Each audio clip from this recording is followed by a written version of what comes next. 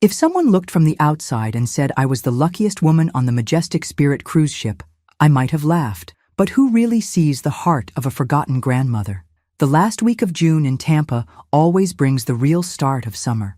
The scent of sunscreen in the air, children running in the yards, families packing their bags for those long-awaited vacations. I packed mine too. I folded my linen dresses, the blue sandals I bought on sale at Walmart, and even took my old Kodak camera, the one I used for Brian's birthday parties, my only son. But that morning, I packed everything without an invitation. The phone rang. It was Brian, always busy, always in a hurry. "Mom, we're heading to the port early. Rachel booked a spa session, so it'll be a rush. Do you want me to help with the bags?" Silence. I heard a muffled giggle in the background. It was Brooke, my granddaughter. "No need, Mom. We'll manage. You should get some rest." Outwardly, I smiled. Inside, there was a cold, sharp ache. They were going, all of them, and they didn't include me. The TV in the living room showed images of the Miami port, with giant ships ready to set sail. On the company's website, the Majestic Spirit shone. Cruise to the Bahamas, themed parties, the trip of the year. And there I was, alone in the kitchen, listening to my own heart sink as if I'd missed the last train. Rachel called me later, with that sweet lawyer voice that sells kindness. "Maggie, dear, we thought with your arthritis, the ship would be uncomfortable. And you know, those parties for young people, we just don't want you to feel out of place. We just don't want you to feel out of place." That was it. They didn't want me there so I wouldn't be a bother. Brooke posted on Instagram, "Family cruise, finally, only the best company." And Tyler, my grandson, commented, "Grandma's missing, the only one, my boy." That night, I tried to convince myself it was for the best. Vacations without the elderly are easier, less awkward for them, more carefree. But the truth cut deep inside. I was the disposable old lady, the dead weight. On the morning of the departure, I made a point to stop by the port. I wore a red dress, new lipstick, and a forced smile. I pretended it was just to say, "Hi," but deep down, I wanted to be there, part of it, part of the family. They arrived in a rented SUV. Rachel, impeccable. Brooke with huge sunglasses, her blonde hair perfect. Brian barely looked at me. The couple's friends, all young, loud, with that superior attitude that laughs at old folks. They came over, greeting me with that fake enthusiasm reserved for retired teachers and grandmothers at family parties. "You really don't want to board, Maggie?" one of the friends asked, already knowing the answer. Everyone smiled, but I saw the look between Brian and Rachel. I saw Brooke glancing sideways, texting on her phone. I was the unnecessary decoration at the farewell. As they walked away, I clearly heard Rachel's voice to the captain. "Luckily, she's not coming. Imagine having to take care of an old lady during the cruise." And the captain, laughing, "Much better this way. The trip will be much lighter for you." My throat tightened. I saw Tyler approach, visibly uncomfortable. "Grandma, don't mind them. I wanted you with us." I hugged my grandson like he was my last anchor in a sea of disappointment. I took a step back. I watched my family disappear among passengers and suitcases, hugged by arrogant friends, pampered by the captain. And there, alone on the dock, I made a promise to myself. I would never again let them treat me as if I were invisible. The ship left. The sun shone high. The sea reflected promises that weren't for me. But only I knew the secret buried at the bottom of that ship, and how soon everything would change. If you want to hear even stronger stories without ads, join the VIP group using the link in the pinned comment. If there's a pain worse than being left behind, it's realizing, without anyone having to say it, that your presence isn't wanted, but the universe has its own way of setting things right. And that night, everything started to change. I got home, my suitcase still closed in the hallway. I sat in the old armchair in the living room, listening to the echo of Rachel and her friends' laughter. I picked up my phone. Tyler had sent me a message. "Grandma, I really wish you were here. Don't mind them. If you can, write me back." I read it 3 times. I took a deep breath. My grandson was the only bridge that still connected me to the family, the last trace of true affection. The next morning, I turned on the TV. The news was showing the Majestic Spirit's departure. Luxury ship sets sail for the Caribbean with celebrities on board. I recognized Rachel's silhouette, smiling next to the captain, posing for pictures. It didn't take long for the first photos to pop up on Instagram. The group at the casino, the glowing pool, everyone beaming, except Tyler. In most of the pictures, he was off to the side, looking lost. I tried to distract myself, made pancakes with maple syrup, a tradition since Brian was little. But with every bite, my throat tightened. My phone rang, an unknown number. "Mrs. Bennett, this is the Majestic Cruises office. Could you come in for a meeting with our legal department?" My knees shook. "A meeting? Now?" "It's about renewing your partnership contract, ma'am." The voice was formal, polite, leaving no room to refuse. I grabbed the first taxi of the morning. The Majestic Cruises building was all glass, with American flags waving at the entrance. The air conditioning was freezing, the smell of strong coffee and fresh donuts in the air. "Welcome, Mrs. Bennett." A young executive led me into a meeting room. I sat down, looking at the picture on the wall, a huge photo of the Majestic Spirit crossing the blue sea. "You hold a significant share in our company. The new contract grants you a higher profile in the ship's management, including veto power over strategic decisions." He slid a contract across the table. Inside, I exploded with panic and anger. "They have no idea. No one in my family knows." I signed.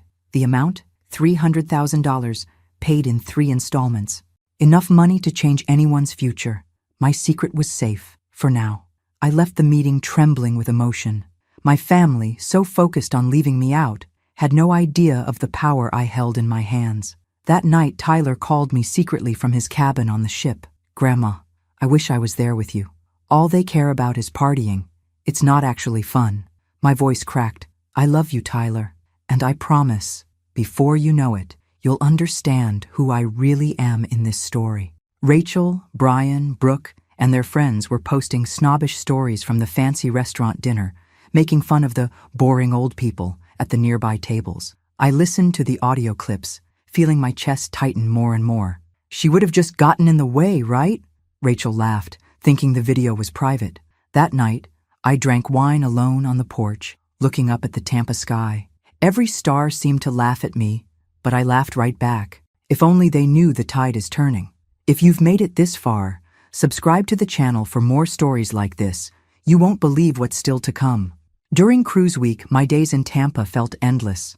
With every new post, Brian, Rachel, and their friends made a point of showing just how well they were doing without me. Photos of champagne at sunset, lavish tables on the deck, laughter around the infinity pool. And always in the background, Brooke, my granddaughter, laughing out loud at some joke, admiring her own reflection in her phone. I tried not to let it get to me, but Rachel's voice, captured in a video that went viral in the family group, hit me hard. Good thing Maggie stayed behind. Imagine her here, watching every glass, complaining about the music volume. She'd ruin the whole trip. Even Tyler, my dear grandson, was ignored in several photos. I felt sorry for him. He tried to send me updates secretly through WhatsApp. "Grandma, Brooke barely talks to me. Dad only hangs out with the captain and the rich friends. I feel weird here. I miss you." I wanted to hug him, to tell him everything would be okay. But deep down, I knew that trip was just another act in the big theater my family had been staging for years. On the 4th night, I couldn't take it anymore. I went down to the Tampa port and stood watching the ships lit up on the horizon. There was the Majestic Spirit, so close yet so far. I smelled the salty air, felt the damp breeze, heard the seagulls crying. I closed my eyes. I deserved to be there. Not out of pride, but because no one, absolutely no one, has the right to turn a mother or grandmother into an invisible burden. When I got home, there was a white envelope under my door. "Important," it read on the front. I opened it. It was a copy of the newly signed contract confirming my status as majority partner and my rights to oversee and manage the ship. At the bottom, in gold letters, "Majestic Spirit, the sea is yours." That night, Tyler sent me a voice message, his voice shaky. "Grandma, everyone went to dinner with the captain and his friends. They told me to order pizza in the cabin. I just wish you were here." I felt my heart break. No one realizes the power of a simple gesture until they see someone they love being forgotten. My mind was made up. The moment for my turning point would come. And when it did, no one would ever dare call me a burden again. If you've ever gone through something like this, if you've been left out of something important just because they thought you were a burden, share your story in the comments. So many people need to know they're not alone. I woke up before sunrise, listening to the distant sound of horns at the port and the creaking of ships rocking with the tide. On the kitchen table, the open contract stared at me like an invitation to be brave. It was more than just a piece of paper. It was my story, waiting to be rewritten. I picked up the phone. I called the cruise line's office, using my most formal English and my married name, the one almost no one in my family remembered. "This is Margaret Ann Cook. I need to speak with the director of the Majestic Spirit. It's a matter of utmost priority." I heard a respectful silence on the other end. Minutes later, the manager's voice was almost reverent. "Mrs. Cook, your access and suite are ready. The captain will receive your instructions as soon as you board. Do you need transportation?" I felt a dangerous kind of joy, the kind that's part adrenaline, part fear, and part certainty that you're about to do something big. "No, thank you. I'll come on my own." I packed my small suitcase with dresses I'd only worn on special nights and a box of old family photos. I looked at myself in the mirror before leaving. I saw a 67-year-old woman, yes, with deep wrinkles, short gray hair, and eyes marked by time. But I also saw an indestructible strength, the strength of someone who survived widowhood, loneliness, and the disregard of those who were supposed to protect her. My hands were shaking in the Uber to the port. I watched Tampa Bay glittering under the Florida sun, palm trees swaying, couples with rolling suitcases smiling excitedly. No one can imagine the private war a mother can fight inside her heart. When I arrived, I looked for Tyler, and there he was in the main hall, alone, staring sadly out at the sea. I walked up to him quietly. "Grandma, you're here?" He hugged me like he was 5 years old again. "Don't tell anyone yet," I whispered. "Today we're going to make history." Boarding was discreet, guided by a uniformed staff member. I bypassed the regular passenger line, walked through halls decorated with crystal chandeliers and red carpets, and took the private deck where the captain was waiting. "Mrs. Cook, it's an honor to have you on board." I shook his hand firmly. "The honor will be all mine when this ship is worthy of the families it carries." Later, already settled into a luxurious suite overlooking the ocean, I heard familiar voices in the hallway. Brian, Rachel, Brooke, and their friends, laughing loudly, making jokes, planning an exclusive dinner at the captain's restaurant. "If Maggie were here, she'd want to change the menu," Rachel said, drawing laughter from the group. "She always finds something to complain about," Brooke added, rolling her eyes. But this time, I wasn't invisible. I was just a few steps away, seeing everything, hearing everything, and holding all the power. That morning, the salty breeze brushed my face, and the sky looked bluer than ever. From the balcony of my private suite, I watched the crowded pools, families coming and going, and the fleeting joy of people who have no idea how quickly life can turn upside down. I went down to the breakfast hall. I sat alone at a corner table, but this time, by my own choice. From a distance, I saw Brian and Rachel enjoying themselves with Brooke and their friends, all well-dressed, laughing loudly, completely ignoring my presence. Only Tyler exchanged glances with me, a co-conspirator, trying to hide his nervous smile. At the buffet, I overheard, "I still can't believe she showed up." Rachel's voice was sharp. "Don't worry. The captain said she can stay, but she'll keep her distance," Brian replied, as if I were a bothersome piece of furniture, something tolerated only out of obligation. Their friends joined in, making almost disguised, mean-spirited jokes. "Bet she'll complain about the smell of the food. Hope she doesn't ask to switch rooms again." With each comment, I felt my blood boil, but I swallowed my pride. I've learned that the best revenge is made of silence and power. Soon after, there was a commotion at the ship's reception. 2 VIP guest couples were furious. One was a famous investor from Miami, the other an influential lawyer from New York. A missing suitcase, disappointing service, threats of a lawsuit. The captain, under pressure, was urgently called in. Tyler ran over to me, anxious. "Grandma, there's a huge problem. They're saying they'll sue the ship."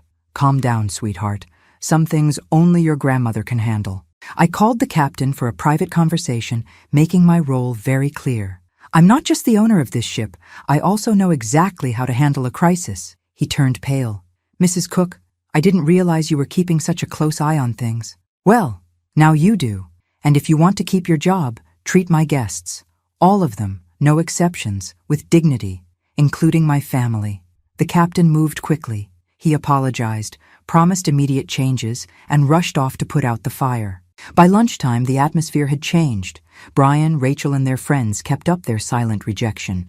But little by little, I noticed their surprise as staff members began treating me with unusual respect. "Do you need anything, Mrs. Cook? Are you comfortable in your suite?"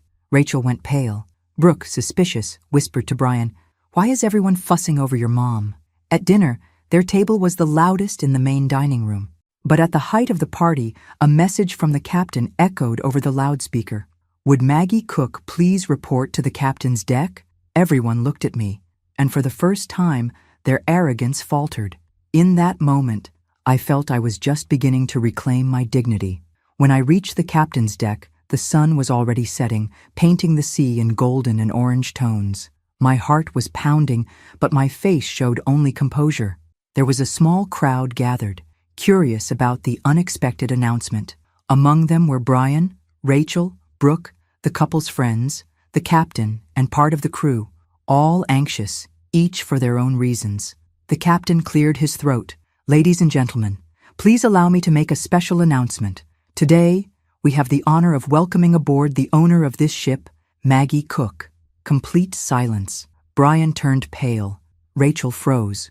Brooke lowered her eyes. The friends, always ready with a joke, didn't find it funny this time. I saw the same disdain in their eyes shift into fear. The captain continued, formal. "Maggie Cook is responsible for ensuring the quality of everyone's experience here. On her behalf, we apologize for any inconvenience." The reaction was a mix of surprise, embarrassment, and uncomfortable murmurs. I walked up to the microphone, took a deep breath, and looked at my family and the other passengers. "Good evening. I was raised to believe that kindness is the greatest form of power. But sometimes, life puts us in situations where we must stand up for ourselves so we aren't swallowed by indifference." Pause. "I've spent the last few days being ignored, looked down on, even ridiculed, by my own family and by people who thought they'd never be caught looking down on anyone." Brian couldn't look at me.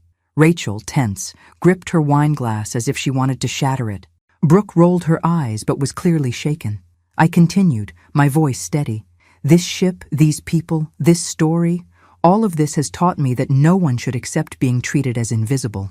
Not even the old ladies who so often keep everyone's dreams afloat." There were a few timid claps from the back. But what moved me most was Tyler's gaze, proud, with tears in his eyes. My grandson, the only one who always stood by me. The captain announced the beginning of a new policy of respect and kindness on board, using my name as a reference for any guest who felt mistreated. Right then, I saw the wounded pride in the faces of those who had mocked me, but also, for the first time, a genuine respect in the eyes of those who had never truly seen me. If you've made it this far, subscribe to the channel. There's so much more to come, and no one could have guessed what that night still had in store. As I left the deck, Brian stopped me, his voice trembling. "Mom, why did you never tell us?" I looked him in the eyes. "Because I wanted you to see who I really am for yourselves. Not everyone deserves all the answers. Sometimes the plain truth is enough." And that night, I knew, was only the beginning of the biggest turning point of my life. The news spread through the ship like wildfire. Everyone knew. Everyone stared. Suddenly, that old lady, who was invisible now, had a name, a face, and power. The dining room, once so cold to me, was now full of whispers and curious looks. Brian tried to act natural, but his flushed skin betrayed his shame. Rachel pretended to be dignified, but avoided me. Brooke, who had mocked my outdated dress at the previous dinner, now forced fake smiles. That night, as jazz played in the main hall, I sat alone, or so I thought. Tyler, my grandson, came over with 2 glasses of lemonade. "Can I sit with you, Grandma?" He was the only honest face in that storm of convenience. We talked about music, about how the ship's hamburgers didn't come close to the ones I used to make in Ohio in the 90s. "You know, Grandma, I always thought you were different, stronger. Sometimes, Tyler, being strong just means not giving up when everyone wants you to disappear." In the middle of the night, an incident changed everything. A group of passengers, close friends of the captain, known for demanding special treatment, got into trouble in the VIP section of the casino.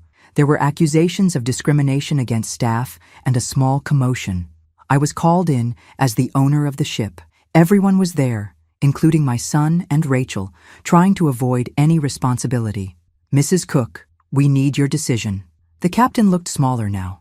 I listened to each side, analyzed the situation, and very clearly ordered the expulsion of those responsible, even though they were friends of the captain and known by my family. I explained in front of everyone that respect and justice were more important than any social ties. "If you can't accept the rules on my ship, you're not welcome." Some guests applauded. Others, including Brooke, looked at me as if they were seeing a ghost. Brian stood frozen, speechless. The next morning, the ship's daily paper already read, "Shipowner makes historic decision, defends crew." My phone exploded with messages from other guests thanking me. I even received a handwritten card from a lady named Helen, who'd never had the courage to complain about mistreatment by the staff. She thanked me for being the real deal in charge. And in this atmosphere of tension and justice, Tyler hugged me in the hallway. "If I ever become half the person you are, Grandma, it will have been worth it." I answered softly, my voice trembling. "One day, this ship will be yours, Tyler, because only those who know how to value others deserve to chart the course for them. If you've ever wanted to shout to the world that you deserve respect, like and share. Don't let this story go unnoticed. Your voice might be the next turning point for someone." That night, lying down and looking out at the dark sea through my cabin window, I thought, I'm no longer invisible. But the good kind of revenge was just beginning. The next morning brought a strange silence to the ship. The passengers greeted me with a shy respect, as if I had changed overnight. Tyler, now proud, walked by my side along the deck, smiling at people who used to ignore him. Brian and Rachel avoided crossing paths with me, always making up excuses, and their friends, the ones who always cut me out of conversations, looked down, embarrassed, every time I walked by. In the meeting room, I found the captain waiting for me, less arrogant than before. "Mrs. Cook, I've never seen anything like this. The whole ship is talking about you." "Respect is earned, Captain. The rest is just foam."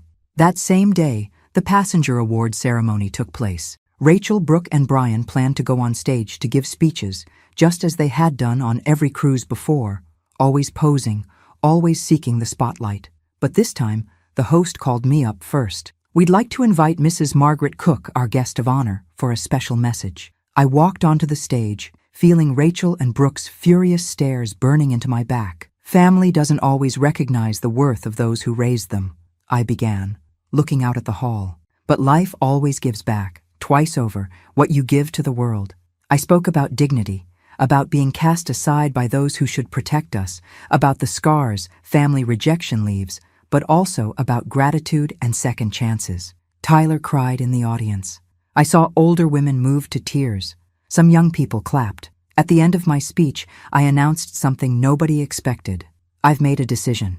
My grandson Tyler, the only one who stood by me, will be the next in charge of this ship and of the social foundation I run. He represents everything good in our family: compassion, courage, and respect." A murmur swept through the room. Rachel went pale. Brian was in shock. Brooke laughed sarcastically, but it was a nervous laugh. Whoever recognizes a grandmother's true value deserves to be remembered forever. If you know someone who's ever been disregarded by their own family, tag them in the comments. Let's show that nobody has to cross this ocean alone. At the end of the night, Tyler hugged me, crying, "Grandma, I never imagined—" "You deserve it, my dear. Every ocean begins with a single drop of kindness." The whole ship could feel the change, and for the first time in years, I felt my voice finally echoed, not just off the walls, but in the hearts of those who needed to hear it. That night on the ship felt endless. I leaned against the railing on my cabin balcony, feeling the ocean wind in my hair and the salty taste of tears on my lips. The truth about me had already spread from bow to stern, and now everything was different. Or maybe finally, everything was just as it always should have been. No one came looking for me. Not Brian, not Rachel, not Brooke. Only Tyler, my grandson, knocked at the door. "Can I come in, Grandma?" I nodded silently. He sat beside me, holding my hands tightly, just like he used to when he was little and afraid of the dark. "Are you really going to donate all that money to the ship's project, Grandma?" he asked, his eyes wide, full of hope and a sincere anxiety I hadn't seen in a long time. "I am Tyler, and I'm also putting you in charge of this new project. You were the only one who saw beyond the labels and gossip." His eyes filled with tears. "Grandma, I don't deserve all this." "You do, because you were loyal to me when the rest of the world saw me as nothing but a burden." I felt the weight of that decision, but also a new lightness. I was no longer trapped in the role of annoying old woman, nor in the fear of upsetting my children. For the first time, I felt free. The next morning, the dining room felt like a silent courtroom. Everyone knew. Tyler stuck close to me, ignoring the sharp looks from his sister and parents. When Brian and Rachel finally approached, the air was tense, like a trial. "Mom, you need to rethink this. The project, the donation. You're rushing into this," Rachel began, trying to sound conciliatory, but her tone was cold as steel. I took a deep breath. "I'm not rushing, Rachel. I'm correcting an injustice," I replied, keeping my voice steady. Brian crossed his arms, avoiding my gaze. "We've always been a family, Mom. You didn't need to expose us like this." I smiled softly, but it was the smile of someone who's no longer afraid. "You exposed me long before any of this, when you treated me like a burden. And a burden is something you carry, but never truly value." Rachel was offended, turning her face away. Right then, Tyler stood up. "You know, Dad, Mom, I don't want any of Grandma's money, but I want to be someone she's proud of. You always said she just got in the way, but to me, she was always my safe harbor." The silence hurt more than any words. I looked around, feeling the eyes of strangers, friends, even the captain. Everyone suddenly, truly saw me. And if you've ever felt invisible in your own family, comment below, share. Your words might help someone feel less alone. I left before the tears could fall. Tyler came with me. At my cabin door, he said, "Grandma, if I ever become half the person you are, I'll be happy." Pride and gratitude overflowed inside me. The sea outside was vast, infinite, and this time, I was the one steering the ship of my life. I closed my eyes and promised, "Tomorrow, at last, it will be time for my final revelation." Want to know how it all ends? If you've made it this far, subscribe to hear part 2 in a few days. I woke up before sunrise. The ship rocked gently, and for a moment, I was that little girl again, dreaming of endless horizons. Only this time, I was at the helm. I put on my best blue coat, pinned my hair back with the old family brooch, and opened the curtains. The day was bright, the sky cloudless. It was the perfect setting for a new beginning. At breakfast, the dining hall was packed. Everyone was whispering, sneaking glances my way. Brian and Rachel's friends, the captain, even the staff seemed anxious. Brooke ignored me. Rachel wore a fake smile. Brian tried to act natural, but couldn't hide his nerves. Only Tyler was calm, right by my side, proud. When the captain took the microphone for the day's announcements, he called for my attention. "Maggie, would you like to say a few words?" I stood up. My hands trembled, but my voice came out stronger than ever. "I know many here judged me before knowing who I really was. I know what it's like to be ignored, ridiculed, called an annoying old woman. I know what it's like to hurt, not in the bones, but in the soul." A heavy silence filled the room. I continued, "But today, I want to say thank you, because it was thanks to that rejection that I discovered what I'm really made of. I didn't come here seeking revenge. I came to show that respect, loyalty, and compassion still matter, and that it's never too late for a new beginning." I saw Rachel's eyes fill with tears, Brian looking away, Brooke biting her lips in anger. The captain looked proud, or maybe ashamed by what he'd witnessed.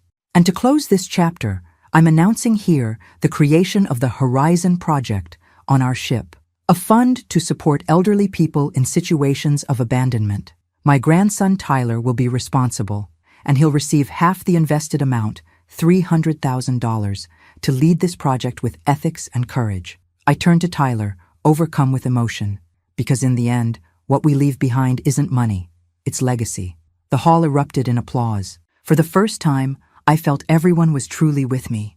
Tyler was crying, the staff smiling, and even some of the couple's friends looked impressed. At the end, Brian came up to me, his voice trembling. "Mom, I'm sorry. I forgive you, but I won't forget. That's life, son. We learn through love or through pain. I hope you make better choices from now on." When I stepped out onto the balcony to look at the sea, Tyler hugged me. Grandma, you changed my life. I smiled. And you changed mine. Never forget, the one who laughs last, laughs best. The ship sailed on, carrying with it a new story, mine. And if you've made it this far, don't forget to like, comment with your own story, and share. Your voice could be the new beginning for someone else. And if you want to hear more real, life-changing stories, join the VIP group using the link in the pinned comment. Life, after all, is full of turning points.